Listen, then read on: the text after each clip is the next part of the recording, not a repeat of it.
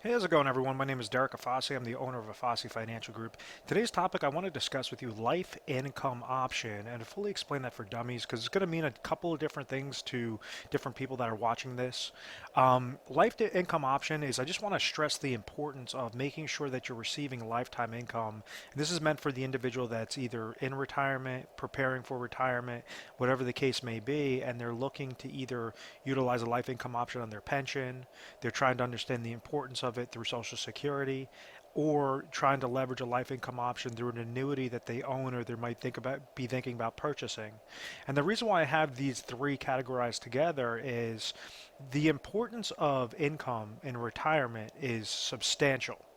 And that's the livelihood. That's what determines whether or not an individual is going to be happy in their retirement or not happy in their retirement. And we deal with a bunch of clients on a daily basis, and it's never the client that says, "Oh, I grew my money so much, and I'm so happy, and it's in this risk with this stock, and I just timed out the market that well, and I'm in my 60s, and I just love letting it ride. I love my entire risk being set up in the market."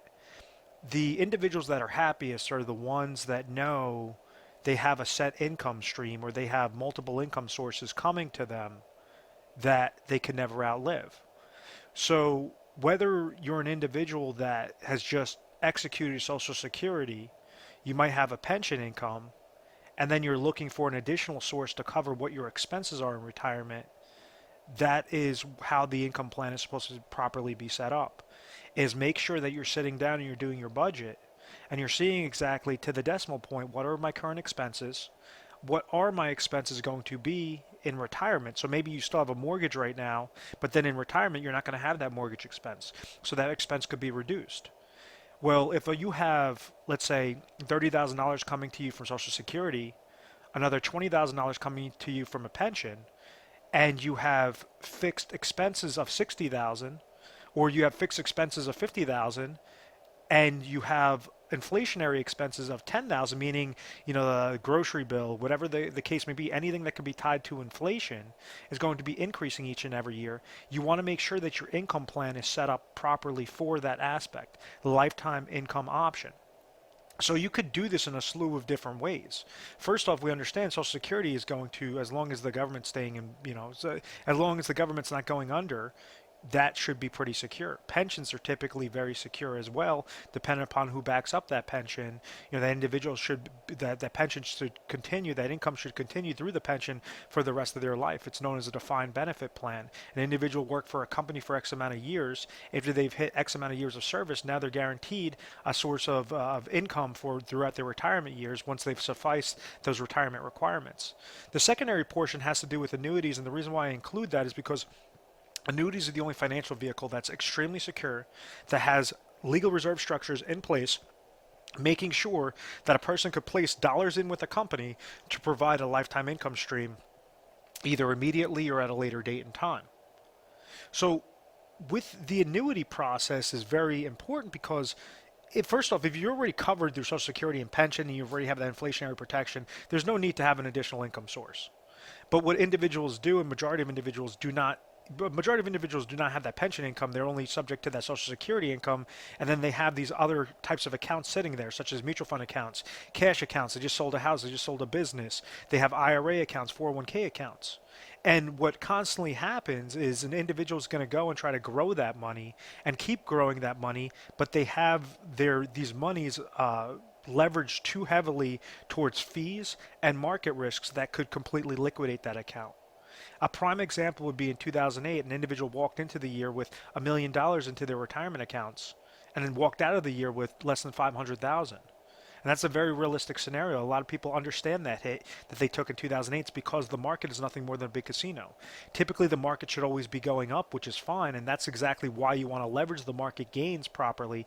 But when it comes time for retirement, it comes time to pull money out of your retirement accounts, you want to make sure that you at least have those income streams, those lifetime income options available, to whatever your case may be.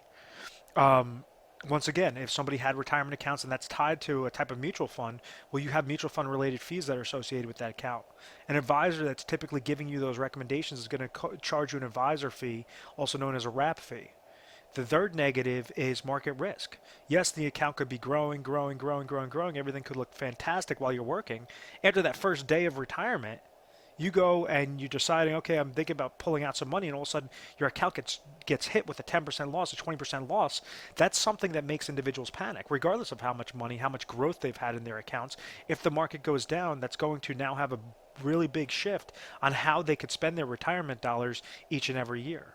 So our recommendations are to make sure that you have this income play, you have multiple sources of income, and you have it as a guaranteed aspect. You have guaranteed lifetime income going to you. You don't want to play this guessing game in retirement. And many times individuals have these types of accounts that are sitting there invested in the market, and they have this big guessing game. Oh, maybe I'll take out 4% this year. Maybe I'll take out 5% this year. And at the end of the day, you're pulling money from an account that could potentially go down. That's getting swarmed with fees. So one of my takeaways, my largest takeaway with the life income option, and let me clear up, is how do you maximize your benefit? If you have Social Security coming to you, how do you know whether or not it's important or it's valuable to take it at age 62 or wait till 66 or wait till age 70? What are the pros and cons of doing it that way? With your pension income, and I give an example, a prime example of my grandfather. He was walking out the door. He struck his single life only pension option while my grandmother stopped him and said, "What's in your hand?"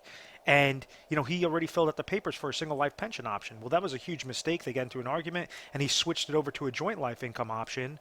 Therefore, she was able to continue. That pension income was able to continue. He passed away at age 69. She passed away in her late 80s. So that income was still able to keep coming to her even long after he passed away. So, different things like that. She still had that income source coming to her. She still had Social Security that was coming to her.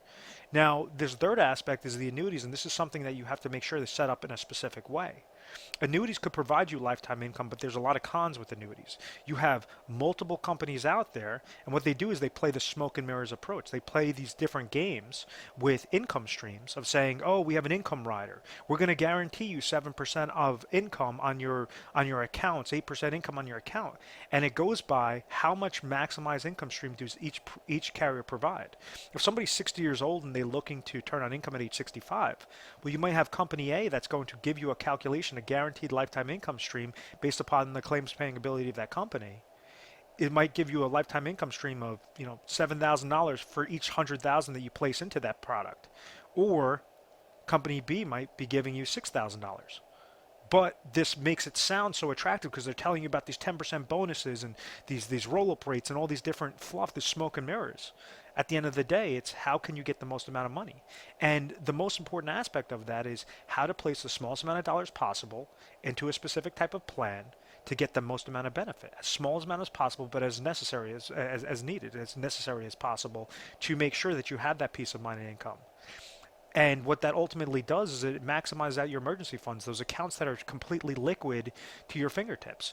Maybe you want to have a large portion in a savings account. Maybe you want to take whatever you already sufficed for those income sources, and you want to just risk that in the market. That anytime the market has a gain, now you could go on the vacation. Now you could buy that car, whatever the case may be. You could go on that.